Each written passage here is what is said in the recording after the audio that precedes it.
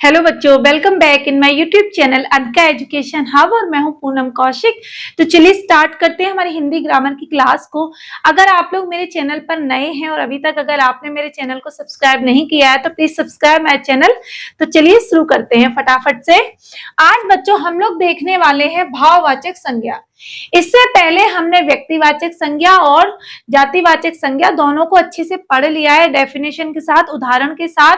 और मुझे उम्मीद है कि वो दोनों वीडियो देखने के बाद आप अब संज्ञा के किसी भी कोई भी भेद पूछा जाएगा, आप उन दोनों का अंतर भली प्रकार से समझ चुके होंगे। ठीक है, तो आज हम लोग देखने वाले हैं उसी क्रम में भाववाचक संज्ञा। भाववाचक संज्ञा को अगर हम देखें तो सीधी बात है, भाव बोल रहा है, यानी कि मन के अंदर जो चीजें हम महसूस कर सकते हैं और जिसको हम देख नहीं सकते। तो भाववाचक में अगर सबसे पहले अगर आप एक कोडिंग बनाएं तो ये होगी कि भाववाचक संज्ञा को भाववाचक संज्ञा को केवल भाववाचक संज्ञा को केवल महसूस किया जा सकता है, महसूस किया जाता है। इसे देख नहीं सकते, इसे देख नहीं सकते। ठीक है बच्चों, समझ आ गई चीजें कि भाव जो हमारे मन के भाव हैं या किसी वस्तु के गुण हैं, दोष हैं, अच्छाइयां हैं, बुराइयां हैं, वो केवल हमें महसूस होंगी। कोई फल का कोई कैसा गुण है, किसी वस्तु का कैसा स्वाद है, ये चीजें हम केवल महसूस कर सकते हैं, उसको देख नहीं सकते।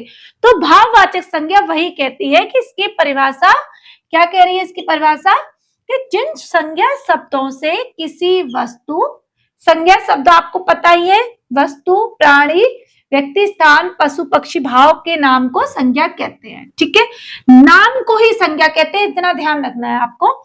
तो जिन संज्ञा शब्दों से किसी वस्तु, व्यक्ति, प्राणी, स्थान के गुण, दोष,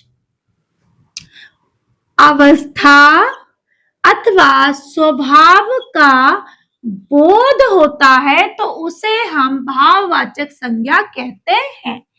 ठीक है, रिपीट करते हैं कि जिन संज्ञा शब्दों से किसी वस्तु, व्यक्ति, प्राणी या स्थान के गुण, दोष, अवस्था तथा स्वभाव का जब हमें पता चलता है, उसकी क्या क्या आदतें हैं, अच्छी बुरी, गुण, दोष, किसी वस्तु के, स्थान के, किसी चीज के, पेड़ के, फल के, पत्ती के, बीज के, जिसके भी गुण दोषों का पता चलता है, वही हमारी भाववाचक संज्ञा कहलाती है।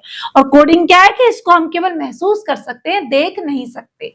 भले आप कक्षा 4 के बच्चे हो, क्लास 5th में हो, 6 में हो, जिस भी स्टैंडर्ड में हो आप, अगर आपको संज्ञा में कोई भी दिक्कत हो रही है तो आप ये चीजें अच्छे से समझ पाओगे। ठीक है, अब देखो इसको अगर हम उदाहरण के तौर पे समझें कि कमरे की लंबाई व चौड़ाई नापो।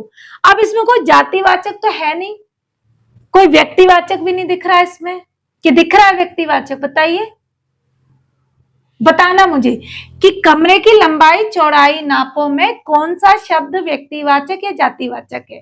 अब हम पढ़ रहे हैं भाववाचक को, तो उसको देखते हैं उदाहरण में कि कमरे की लंबाई व चौड़ाई नापो। तो देखो, किसी स्थान के गुण या दोष, तो किसी कमरे की लंबाई या चौड़ाई उस स्थान का गुण दोष हो गया। तो यहां पर कमरे की लंबाई व चौड़ाई क्या है, भाववाचक है। ठीक है, दूसरा है इस गन्ने में मिठास है। तो मिठास क्या हो गया, गुण हो गया किसी वस्तु का, चीज का। ठीक है, मिठास क्या हो गया, भाववाचक संज्ञा हो गई। सबसे प्रेम से बोलो, प्रेम से बोलो, अब दिखेगा कैसे, अब मैं आपसे प्रेम से बात कर रही हूँ, अच्छे से पढ़ा रही हूँ, तो आप देख तो नहीं पा रहे हैं ना इस चीज को, महसूस कर रहे हो कि हाँ मैम हमें अच्छे से समझा रही हैं। और यही बात मान लो किसी ऑफलाइन क्लास में आप मुझसे पढ़ रहे होते और मैं डांट डपट के आपको बताती, एक चाटा जड़ देती, तो वो चीज क्या हो जाती, वो प्रेम से नहीं होता, उसको भी आप महसूस करते। जिस प्रकार से आप प्यार की भाषा को समझ पा रहे हो, आप क्रोध की भाषा को भी समझते। तो भाववाचक संज्ञा में हम केवल चीजों को महसूस करते हैं। फिर है परिश्रम करने से ही सफलता मिलती है। तो ये जो सफलता है और ये जो परिश्रम है, ये दोनों दिखाई तो नहीं देंगे। सफलता भले एक बार को बच्चों में दिखाई दे जाए, लेकिन परिश्रम हमें दिखाई नहीं देगा, केवल हमें महसूस होगा। ठीक है, और दूसरे की मेहनत को कोई भी महसूस नहीं कर सकता सिवाय उसके माता पिता के। ठीक है, तो समझ आई चीजें। तो परिश्रम करने से सफलता मिलती है, सबसे प्रेम से बोलो, गन्ने में मिठास है, लंबाई चौड़ाई, ये चीजें हो गई हमारी भाववाचक संज्ञा के उदाहरण। अब अगर एग्जाम में आपसे पूछा जाए कि कुछ उदाहरण दिए जाए, इसमें से आप व्यक्तिवाचक संज्ञा, जातिवाचक संज्ञा और भाववाचक संज्ञा तीनों को अलग अलग कीजिए, तो मुझे उम्मीद है कि आप ये तीनों को अलग अलग अच्छे से कर पाएंगे। ठीक है, आपको ये बात मेरी समझ में आई कि नहीं आई, एक बार कमेंट करके मुझे जरूर बताना। तो मिलते हैं नई क्लास में नए टॉपिक के साथ, तब तक बने रहिए हमारे साथ। Bye bye, Radhe Radhe.